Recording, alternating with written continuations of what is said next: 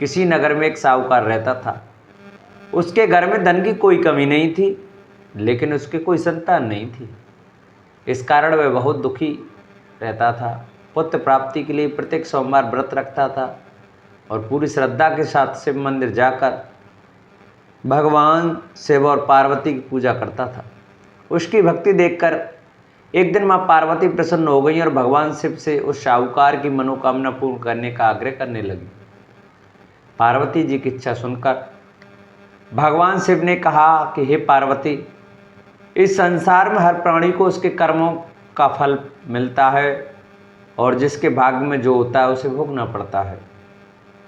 लेकिन पार्वती जी ने साहूकार की भक्ति का मान रखने के लिए उसकी मनोकामना पूर्ण करने की इच्छा जताई। माता पार्वती के आग्रह पर शिव जी ने साहूकार को पुत्र प्राप्ति का वरदान तो दे दिया, लेकिन साथ ही यह भी कहा कि उसके बालक की आयु केवल 12 वर्ष की होगी। माता पार्वती और भगवान शिव की बातचीत को साहूकार सुन रहा था। उसे ना तो इस बात की खुशी हुई और ना ही दुख।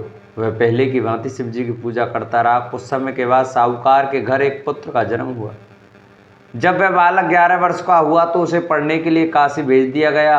साहूकार ने पुत्र के मामा को बुलाकर उसे बहुत सारा धन दिया और कहा कि तुम इस बालक को काशी विद्या प्राप्ति के लिए ले जाओ और मार्ग में यज्ञ कराना। जहाँ भी यज्ञ कराओ वहाँ ब्राह्मणों को भोजन कराते और दक्षिणा देते हुए जाना। दोनों मामा भांजे इसी तरह यज्ञ कराते और ब्राह्मणों को दान दक्षिणा देते काशी की ओर चल पड़े। रास्ते में एक नगर पड़ा जहाँ नगर के राजा की कन्या का विवाह था, लेकिन जिस राजकुमार से उसका विवाह होना था वह एक आंख से काना था। राजकुमार के पिता ने अपने पुत्र के काना होने की बात को छुपाने के लिए एक चाल सोची। साहूकार के पुत्र को देखकर उसके मन में एक विचार आया। उसने सोचा, न इस लड़के को दूल्हा बनाकर राजकुमारी से विवाह करा दूं, विवाह के बाद उसको धन देकर विदा कर दूंगा और राजकुमारी को अपनी नगर ले जाऊंगा। लड़के को दूल्हे के वस्त्र पहनाकर राजकुमारी से विवाह करा दिया गया, लेकिन साहूकार का पुत्र ईमानदार था। उसे यह बात न्याय संगत नहीं लगी। उसने अवसर पाकर राजकुमारी की चुन्नी के पल्ले पर लिखा कि तुम्हारा विवाह तो मेरे साथ हुआ है, लेकिन जिस राजकुमार के साथ तुम्हें भेजा जाएगा वह एक आंख से काना है। मैं तो काशी पढ़ने जा रहा हूँ। जब राजकुमारी ने चुन्नी पर लिखी बातें पढ़ी तो उसने अपने माता पिता को यह बात बताई।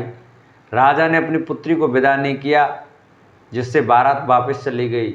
दूसरी ओर साहूकार का लड़का और उसका मामा काशी पहुँचे। वहाँ जाकर उन्होंने यज्ञ किया। जिस दिन लड़के की आयु 12 साल की हुई उसी दिन यज्ञ रखा था। लड़के ने अपने मामा से कहा कि मेरी तबीयत कुछ ठीक नहीं है। मामा ने कहा तुम अंदर जाकर सो जाओ। शिव जी के वरदानुसार कुछ ही देर में उस बालक के प्राण निकल गए।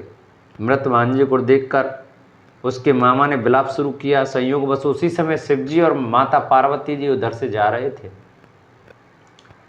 पार्वती जी ने भगवान से कहा, स्वामी, मुझे इसके रोने के स्वर सहन नहीं हो रहे हैं, आप इस व्यक्ति के कष्ट को अवश्य दूर करें। जब शिव जी मृत बालक के समीप गए तो वह बोले कि यह उसी साहूकार का पुत्र है जिसे मैंने 12 वर्ष की आयु का वरदान दिया था। अब इसकी आयु पूरी हो चुकी है, लेकिन मातृभाव से विभोर माता पार्वती ने कहा कि हे महादेव, आप इस बालक को और आयु देने की कृपा करें, अन्यथा इसके वियोग में इसके माता पिता भी तड़प तड़प कर मर जाएंगे। माता पार्वती के आग्रह पर भगवान शिव ने उस लड़के को जीवित होने का वरदान दिया। शिव जी की कृपा से वह लड़का जीवित हो गया।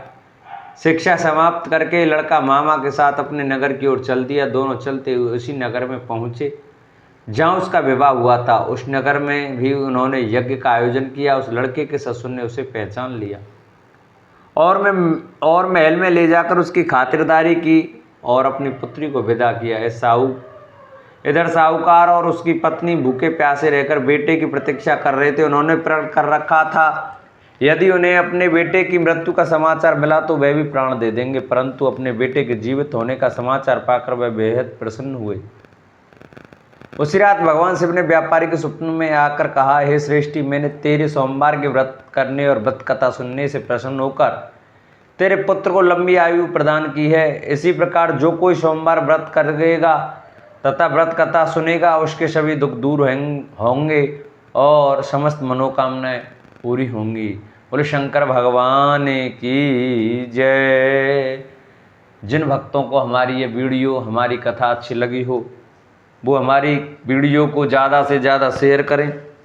जिन्होंने अभी तक हमारे चैनल को सब्सक्राइब नहीं किया है, वो हमारे चैनल को सब्सक्राइब कर वीडियो को लाइक करें और कमेंट में ओम नमः शिवाय अवश्य लिखें। बोलो शंकर भगवान की जय।